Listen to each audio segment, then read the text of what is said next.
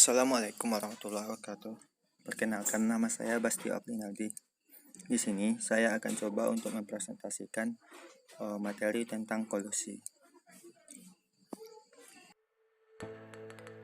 Dalam salah satu struktur oligopol yang telah kita pertimbangkan sejauh ini, total keuntungan dalam equilibrium lebih rendah daripada keuntungan monopoli.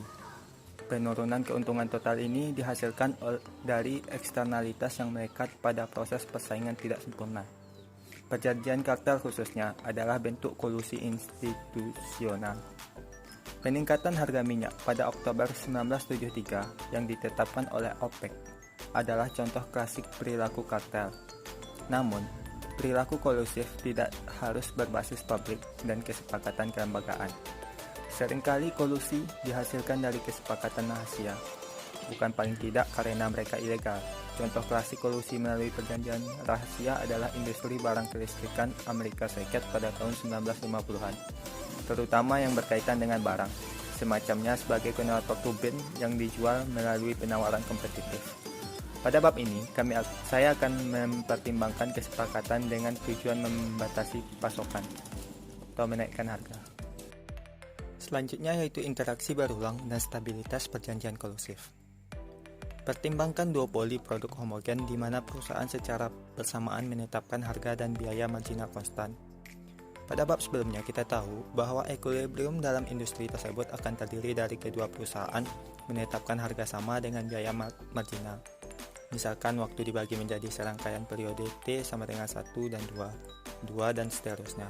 Dan bahwa dalam setiap periode perusahaan secara simultan menetapkan harga.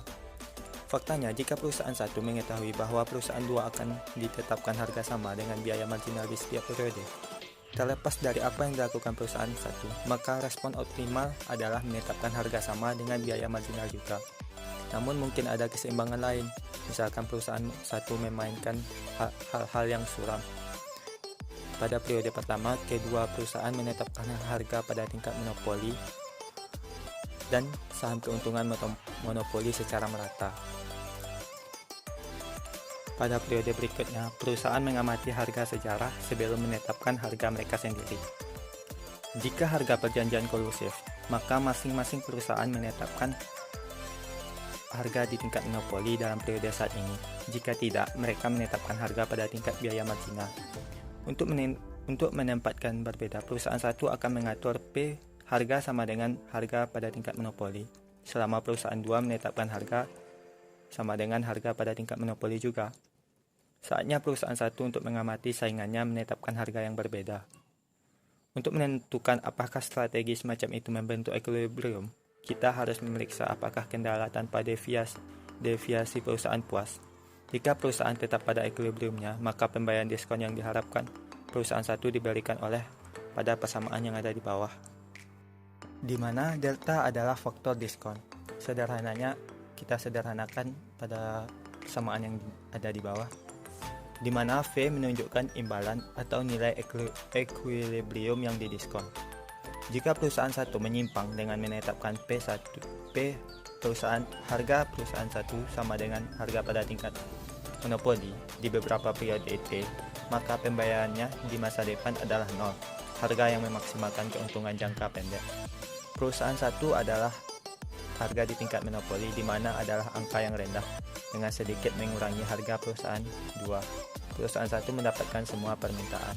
Persamaan di samping, keuntungan jangka pendek ditambah 0, keuntungan masa depan. Kita gabungkan persamaan 2 dan persamaan 3 menjadi persamaan yang 4. Mengingat penurunan nilai delta ini, kondisi persamaan 4 diartikan sebagai penetapan harga kolusif lebih cenderung menjadi equilibrium dengan frekuensi yang lebih besar. Perusahaan mana yang berinteraksi dan semakin besar kemungkinan kelanjutan dan pertumbuhan industri. Berikutnya, mengapa perusahaan tidak lebih sering berkolusi? Mengapa tidak perusahaan berkolusi lebih sering dalam latihan, seperti yang ditunjukkan oleh analisis sebelumnya? Strategi seperti itu akan berhasil menjadi equilibrium dan akan meningkatkan keuntungan perusahaan. Satu penjelasan yang mungkin adalah bahwa kebijakan antitrust merupakan kendala yang mengikat di tindakan perusahaan. Pertama, perjanjian kartel eksplisit adalah ilegal. Tapi bahkan kolusi diam-diam perjanjian dapat mengalami masalah dengan otoritas antitrust. Yang kedua, disarankan oleh analisis sebelumnya. Faktor diskon yang harus digunakan untuk tujuan menentukan kondisi equilibrium meliputi selain nilai waktu, kemungkinan kelanjutan. Pertimbangan sebuah industri dengan perputaran yang tinggi, yaitu tingkat masuk dan keluar yang tinggi. Dalam konteks ini, probabilitas bahwa perusahaan tertentu keluar dari pasar di setiap periode tinggi, dan karenanya diskonnya faktor kecil. Penjelasan yang ketiga, mengapa ada perjanjian kolusif seperti yang disajikan sebelumnya tidak lebih umum adalah bahwa mereka sebenarnya bukan equilibrium. Yang pasti mereka membentuk sebuah Nash equilibrium. Intinya bagaimanapun, dalam bahwa keseimbangan seperti itu tidak masuk akal dan tidak realistis. Yang keempat, mengapa kolusi dalam praktiknya mungkin lebih sulit daripada sebelumnya? Model yang akan diprediksi adalah tidak semua harga diamati dengan presisi. Selanjutnya, perang harga. Bagian ini kita melihat bahwa dalam interaksi berulang dan untuk tingkat bunga yang cukup rendah, dimungkinkan untuk mempertahankan harga monopoli bahkan jika perusahaan menetapkan harga secara bersamaan. Yang pertama, pemotongan harga rahasia.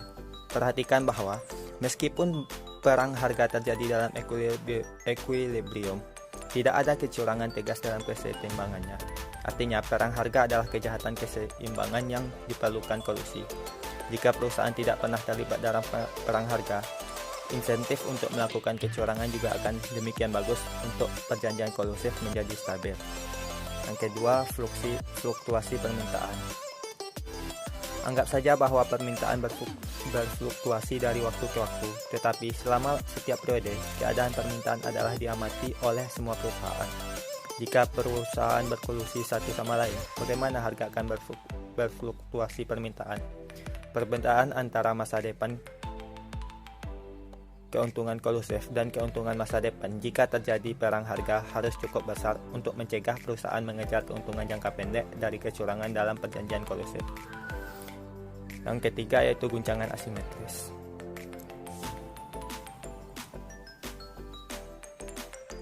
Selanjutnya, faktor yang memfasilitasi kolusi. Yang pertama ada struktur dan kolusi pasar. Salah satunya adalah bahwa kolusi lebih mungkin terjadi di industri terkonsentrasi daripada di industri yang terpecah-pecah. Pertama, lebih mudah membuat kesepakatan kolusif jika jumlahnya sedikit pesaing dibanding saat ada banyak pesaing. Faktanya, baik teori tawar-menawar dan bukti anekdotal menunjukkan bahwa kesepakatan lebih sulit untuk dicapai jika semakin besar jumlah pihak yang berkepentingan. Selain itu, lebih mudah untuk menjaga kesepakatan kolusif. Kolusi biasanya lebih mudah dipertahankan di antara sedikit perusahaan dan perusahaan serupa. Yang kedua yaitu kontrak multi-market.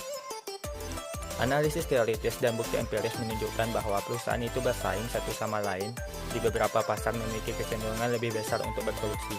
Kolusi biasanya lebih mudah dipertahankan ketika perusahaan bersaing di lebih dari satu perusahaan pasar. Faktor kelembagaan. Faktor kelembagaan yang saya maksud adalah aturan atau regulasi yang diberlakukan oleh perusahaan atau oleh pemerintah. Pada awalnya, regulasi ini seolah-olah sebagai cara untuk melindungi konsumen, membuat pasar lebih transparan.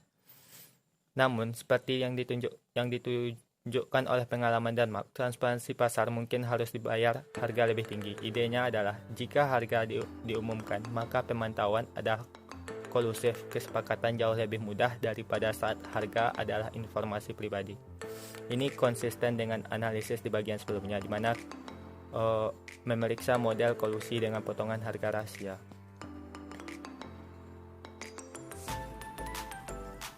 Yang terakhir yaitu kebijakan publik. Adam Smith, pendiri ekonomi klasik, mengatakan bahwa orang-orang yang sama perdagangan jarang bertemu bersama, bahkan untuk kesenangan dan hiburan. Tetapi percakapan berakhir dengan persekongkolan melawan pabrik atau dalam beberapa cara untuk menaikkan harga. Sebagian besar kebijakan publik terkait industri diarahkan tepat untuk melawan kecenderungan penjual untuk bersekongkol melawan konsumen. Alasan mengapa penetapan harga harus ilegal relatif jelas. Dari dalam sudut pandang efisienan alokatif, solusi optimal adalah bagi perusahaan untuk menetapkan harga tingkat biaya marginal. Setiap penyimpangan dari solusi ini menyiratkan hilangnya kesejahteraan total. Faktanya, cukup adil untuk mengatakan bahwa inilah motivasi utama di balik kebijakan publik, menentang penetapan harga. Meskipun ekonom memiliki kecenderungan untuk melakukannya, pertimbangan efisiensi alokatif dengan sedikit memperlihatkan masalah distribusi para pembuat kebijakan pada gilirannya tampaknya lebih peduli dengan kesejahteraan konsumen daripada total kesejahteraan.